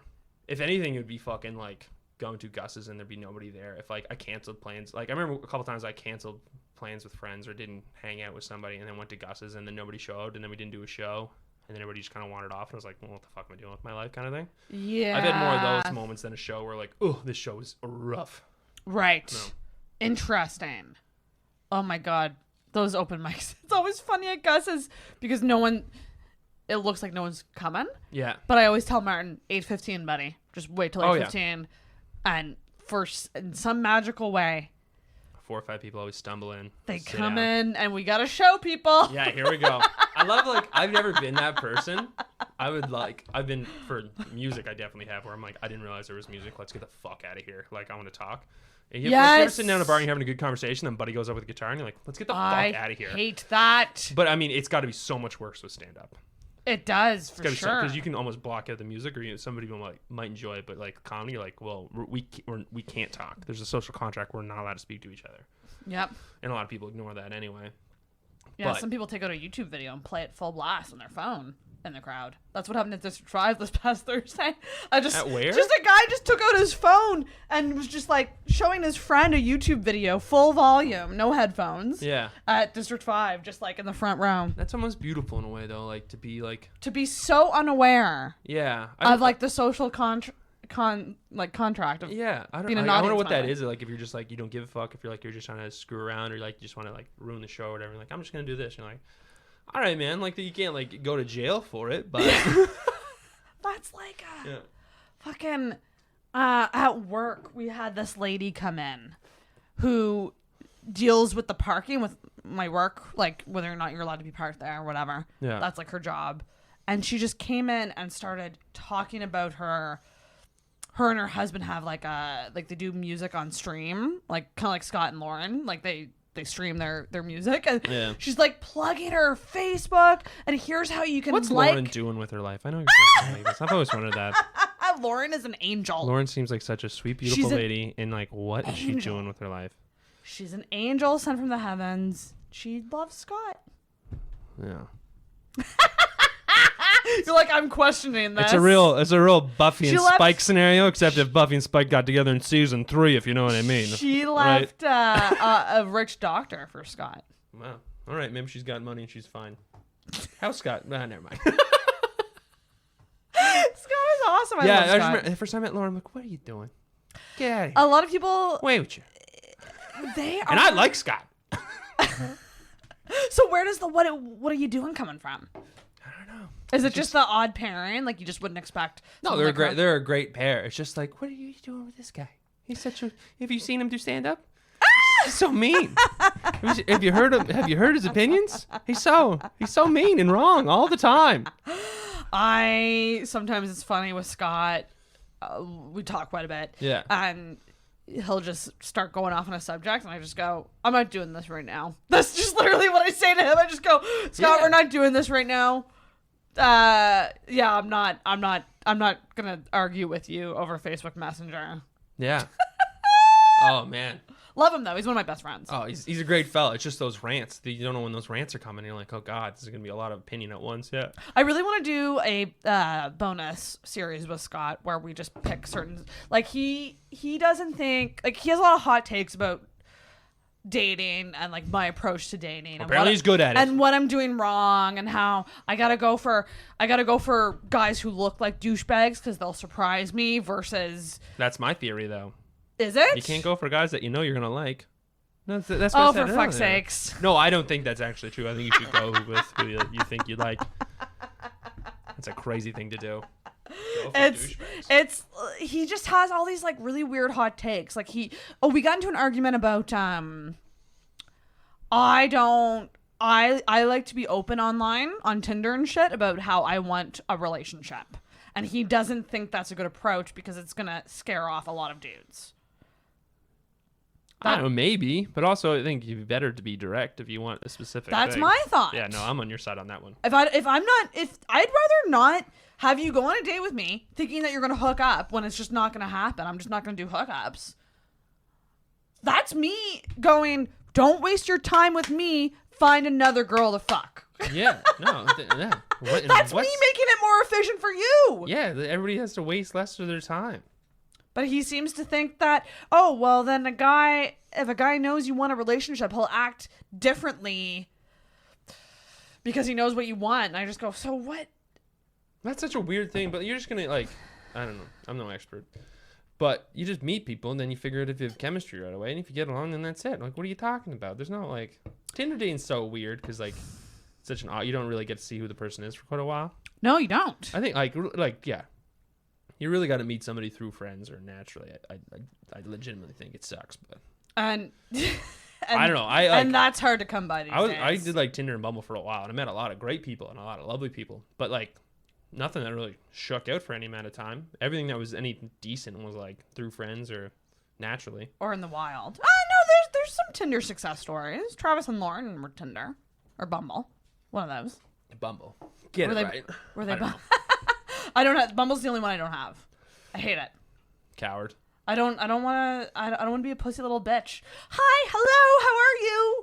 Yeah, that was always my favorite part about Bumble. Is like the girl gets to pick first, and you just get to watch girls have the worst opening lines. And you're like, all right, cool. It's a level playing field. We're all dog shit here. We're all terrible at it because Yeah. we're like, we don't like it when a guy messages us, hey, Oh, and then we're sending so many hays. Yeah, and there's not like speaking of puppy dicking, there's nothing worse in this entire world than when you give them an extra 24 hours. That is the worst. Like I had a couple real puppy dicks where like it was like a really pretty girl or something like that, and I was like, come on, and then doing it, and then like you wait for like there's like an hour or two left, and you're like, you're probably busy, and then you just boop. So you should probably just run on the clock. I can't wait to see this guy's face gone. I fucked up. My friend was swiping for me, and then you're like, shit, he's around for another 24 hours. Fuck, man. I don't. It's. You're lucky you found someone and you don't have to go about the world only showing half your face trying to find someone to. Oh yeah, it must have been absolutely dog shit. I got incredibly lucky. I'll tell you that right now. Yeah, you shocked up during the pandemic. Yeah, nailed it. Like that's you probably really because like it's kind of like supercharged fast. Like it's like if you meet in a reality show almost like couples who meet on Big Brother. Yeah. Really, like it seems like they've been together forever when it's only been that is the one months, 'cause fucked it's up like- thing. Like it would have been like, I mean, it doesn't matter, but it would have been interesting. Like even like Claire's original plan, like she had an apartment in Moncton. I was gonna live in PEI. Right. Then we're gonna make an effort to see each other on weekends and stuff like that. But then when the bridge closed, it was either like, get in, get out. yeah, do you want to see each other, or do you want to not see each other? Because like our original plan was like the bridge is gonna close. I'm like, I'm sure it'll be open. It's gonna close November 10th, I think it was. And like, it'll be open before Christmas. But why don't you just like pack a bag? You could swim over. Yeah, it's like just come hang out in PEI, and we'll have you back there around Christmas or whatever, or a little after that. Cut to it was 6 months, and Claire had to live out of like a fucking backpack in PEI. That's so romantic, though. I mean, it was, That's but it was also so romantic. Claire had to live out of a fucking backpack for 6 months in a scenario she didn't sign up for. Like she had like her own apartment in Moncton, That does suck. and then she's living with me and my two other roommates and a dog. Out of a You know what I mean? backpack. I could Out of a never. backpack? I'm not that low maintenance. She's like just such a great low maintenance gal. Yeah, She could do something like that. I could never do that. I would be bringing like 2 suitcases if that was me. yeah. Well, like the plan was only like a week or two, and then I mean, it turned into a year, and we got all our stuff eventually. Cute though. It's very cute. But it's like, what? So how stoked were you when you got the message? I'm coming over. Oh, it was, I'm on my way. It was awesome because he's like they were rumors about the bridge closed, and we are kind of talking about it, and then like it happened, and I was laying on the couch, and it's like the bridge is closed, and I was like, all right, cool, and just got up and drove to Moncton and drove back. That's so cute. Yeah, it was very cute. You're very happy right now, right? Oh yeah, delighted. You're Best I've stoked. ever been. Yeah, You're stoked. big time. Yeah. Yeah. It's the year of Dan. Yeah. The year of Dan and Travis. Well- Separately, but together. No, it's the year Dan now. Here's my worry, right? I'm a silly comedian, right? You're goofy. I'm silly goofy. Very funny. Thank you. Yeah, I'm silly funny, so the happier I am, the more sillier and goofy I get to be. Travis is an angry ranter, but his life has never been better. But he's still so funny. He's writing about other things. What is he writing about? All kinds of things. I actually haven't seen him in a bit. Oh, we did a show Since the album We did a taping. show in PEI, and maybe one of the first walkouts I've seen in a long, long You time had a was during walkout? Travis's set, and it was so uncalled for. It was after an Eric Clapton joke about like, kind of reference the baby, Oh, and God. this couple walked out, and it was fucking hysterical. It was so weird. Oh, I loved it. What time is it? It is just about 6, so we can wrap. All right. Because How do you wrap? I'm trying to keep these tight. I'm trying to keep them under 2 hours now. Yeah, Just because... it's probably for the best. Well, I looked at my consumption rate, and it's like I'm 50-60% consumption rate. So they don't have Oh, to... you get to tell how much? You can kind of tell where people teeter out. All right. Which for me, if I do a 2-hour episode, like an hour and a half is good. It's like a movie. Yeah. I find that's a podcast sweet spot. Yeah. Me personally, I like podcast just under 2 hours. I think 2 hours. Yeah, see? Because then you can turn it on and it's good. And then, but it also takes a little bit of your day. If it's anything less than an hour, I'm like, why even bother getting started? If But it's so gonna many finish people already? don't think that. Thank you, Dan, for saying that. I listen to podcasts all the time, though. I listen to like probably 2-3 podcasts a day. And But that's I the want, kind of like, fan that I'm want- going for. I want 90 minutes. I don't want to have 20-minute conversations. I don't think you can get much out of someone in 20 minutes. No, you can't. It'd be so weird. And you can tell through this podcast because they fucking suck. Right? Yeah, even like Mike Birbiglia has got a podcast that's good, but he edited it so down so much that you miss so many parts. It's like, man, just let her fucking ride. He's got like a 45-minute show. I was like, if this was an hour 20, it'd be so much better. It's not my thing. Not my thing at all. I like a long podcast. I think of it like a cake. You pick away at it. You might put the cake in the fridge, and then get a slice later when it's 2 a.m. and You got you're a bored. whole cake kicking around in your fridge? Whole cake. I got a pie there. Pumpkin pie that I made myself. Yeah. I burnt it though. I'm fine. I won't ask for a slice. Jesus Christ. That's so crazy. You just got my pie in the fridge. No, I like long form, but like for a while there, like I said, Travis and I did like a 4-hour episode once. Too long, though. That's the thing. And then you go Gets out of hand. But my thing is I go, okay, did you have fun that night, Sarah? Did you have a great bonding experience with your friend? Yes. Okay, cool. Then I don't mind putting it up if it was like, if I still had fun and it was like my social life. Yeah, totally. But at the same time, it's like with the editing and shit. Yeah. Like I gotta edit this thing, and then I do think the long, like if we're talking over 2 hours, it does deter some people from even 100%. pressing play. So I go, I'm just gonna try to keep them like hour 40, hour and a half. I think that's smart. Yeah. That's my goal going forward because I want to grow this thing and potentially get picked up by a network or something. Speaking of your podcast, which is great, I've made 2 attempts to start podcasts. Both have gone seriously awry. I heard you were trying to start one with Chris and it never got off the ground. Who? Chris Halef. Oh, I still think we are. What do you mean? Start one off the ground. I'm gonna wait till I move here. I'm not doing a Zoom one. Chris talking shit. Chris, you're out. Come record here. I think Chris is just an interesting cat. And we do some. I still have an idea that I want to do with Chris. Fuck you, Chris. First one was called the Growler Hour. I remember this. Yeah, which is like 2. I have a growler, which is essentially 4 beers, and the guest has a growler, which is essentially 4 beers. And the first person to head on was Frank. Yeah, and it didn't go well. It was good. It was a good chat. But I just realized like halfway through, Frank's like 150 pounds and doesn't drink that much because he was blind drunk at the end and like slurring the entire time. This is like your Tinder date's getting more drunk than you back in the day. That's happened a lot. Yeah. Oh, tapping out quicker than Noel I've had Hendy 2 here. different Tinder dates vomit in front of me. Jesus Christ! Yeah. Is this and I did it before you came over, at least. That's not even one of them. 3.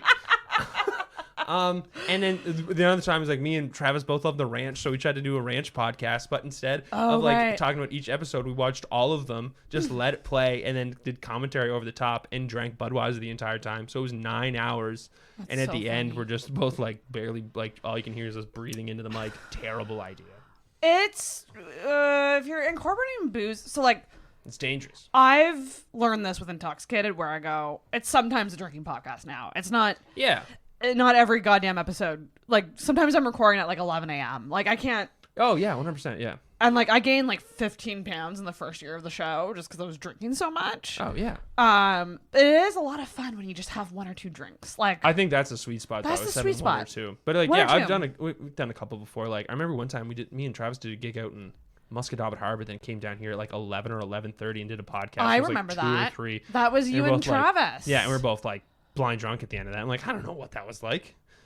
I'd like to kind of bring back the drinking a bit. I think if you do like special ones every once in a while, we're like, this is a I was thinking it would be fun to do monthly comedy roundtables where I Yeah. call it the back of the room and I Yeah. invite like 3 or 4 comics over and we just sit around the living room with mics and talk about comedy, like shows we did that week or like Yeah.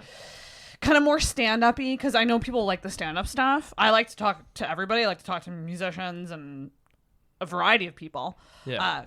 Comedians are kind of my favorite though. Yeah, I'm being you're right. honest. But you are Just because I'm one of them. Yeah, now. but you're also diversifying a lot, which is great.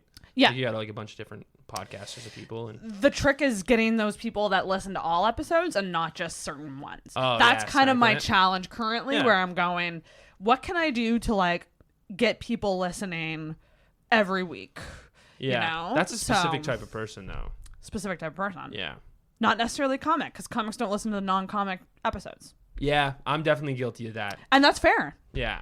But that's, again, these are just realizations I've had over Yeah. 4 years of doing this fucking thing. Yeah. But if you're not going to change it up, like, it's never going to grow. And that's my thing right now, where I'm like, no, I want this to, I put so much time into this. Yeah. I want this shit to grow. I don't want to stop doing it. I just want to make some changes to see if, like, I want to get picked up by, I want someone to pay me to do it. Or, like, I pay can for see that. promotion. I've had a couple talks with Jeremy Saunders. I'm like, yeah, podcast sounds like a good idea.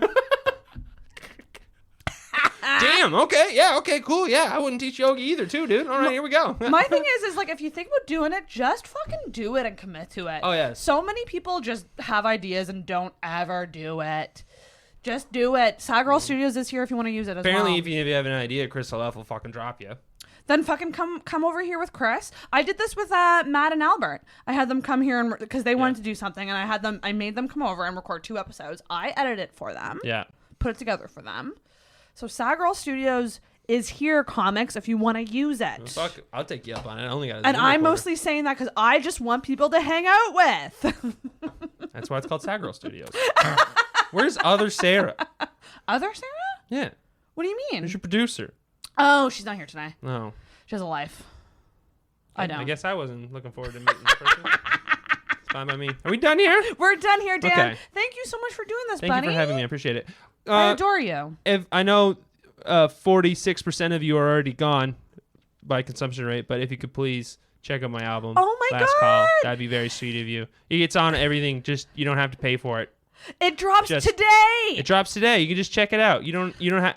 You can buy it, but you don't feel pressure to. It's mostly a Sirius XM radio play thing that I'm looking for. Just check it out. That'd be Put nice. the cover art right in the middle, Sarah. Whatever the cover image. Do you know what your cover image is yet? I do. Yeah, it's a great. Where is it? This In way. between us. There we go. Oh my God, it looks like look our at arms. look at this great piece of artwork that my friend Sophie Morin did for me. There Isn't you it go. beautiful? Check it out. Ooh, it's so pretty. Oh my gosh. Well, you're extremely talented and funny. Thank And you. I'm so excited for you to be here finally. Moved here. Coming with Claire. back, baby. And gotta see Dan and you gotta check out a show with Dan whenever you have the chance. Oh, 'Cause It's shit. a lot of fun. Do you have any shows to plug? Yes. After November 5th. After November 5th. This incredibly good timing. Me, Claire Belford, and Luba Magnus, a hilarious comic from Ontario, or based out of Ontario, I believe. We're all going to do Good Robot on November 12th and 13th. That's so you can come check it amazing. out. It's going to be a really good show. Luba's great. Yeah. Yeah, I'm super excited to work with her. So come check out that show, please. Please This go is see a that. clip. You can post and share it. Thank you so much. And you could win 2 free tickets to the Good Robot Show. All you got to do is like and subscribe and review Intoxicated Podcast. Oh my God, please And we'll do. pick the best 5-star review, and you get 2 free tickets to the Good Robot Show with me, Dan Hendricken, Lou Magnus, and Claire Belford. That's a good idea. And if you leave me a 1-star review and if you make it funny, I'll You get put banned. I'll put it on a t-shirt. No. That's what Canadian Politics is Boring did. They had a review that just said "just bad and dumb" with Yeah. 1 star, and they made it a t-shirt. But you don't want to encourage 1-star reviews. It's funny though, isn't it? It is funny. It's great. So It's an awesome idea. Okay, so right before we close, We've been closing for 30 minutes. Andrew Vaughn said that the Who's that? Did Andrew ever tell you what the 1-star review Boys Club had? No. That was like the show. Oh my God, what was it? It was like, this show is full of racist garbage. Can't say that I mind though. It was like 1 star. Wow. and one of mine is just not my fave, but it's okay. No. All right. Great. I'm all about putting 1-star reviews on t-shirts. I think it's a great idea. Okay, ring the bell. You're done. I love that this is like jury duty for comedians. Thank you for listening to the Intoxicated Podcast. If you enjoyed this week's episode, make sure you subscribe on whatever podcast app you use and leave a rating or review on Apple Podcasts. You can also give us a follow on Facebook and Instagram at Intoxicated Podcast and check out our video episodes on the Intoxicated YouTube channel. Until next week, feel hard and talk hard. Intoxicated Podcast is hosted and produced by Sarah McClellan, co-produced by Sarah Nicole, and brought to you by the messiness of life.